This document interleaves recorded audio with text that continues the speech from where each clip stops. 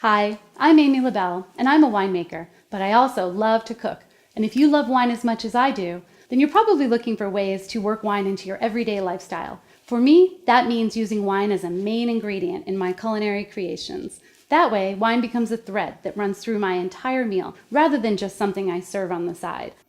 Today I'm going to cook for you a port wine reduction that we can use both during dinner and dessert. And then we'll also make a quick wine cocktail that you can enjoy before your meal. Let's get started.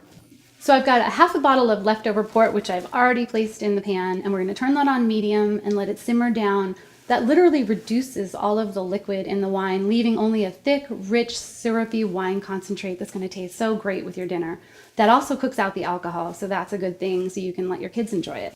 You know, I love a wine cocktail because it's a little bit lighter than your average cocktail. In this one, I've placed an ounce of bourbon, 3 ounces of your favorite white wine, 1 ounce of lemon juice, an ounce of simple syrup, and just a dash of blood orange bitters.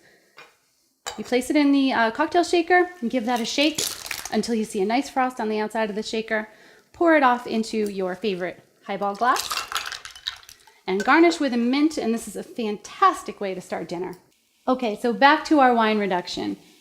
I've got a completed sauce here, to which I've added 1 teaspoon of butter, and that really improves the sauce's silkiness as well as reduces any foaming that may have occurred during cooking. And you'll see that it coats the spoon nice and thick, so you know it's done, down to 2 or 3 tablespoons of liquid here. And we're going to go ahead and we're going to spoon that atop our steak. It's gorgeous color. And we're going to go ahead and spoon over our cheesecake. And now you have a gorgeous, elegant meal to share with your friends and family. And that's how you cook with wine. Salud!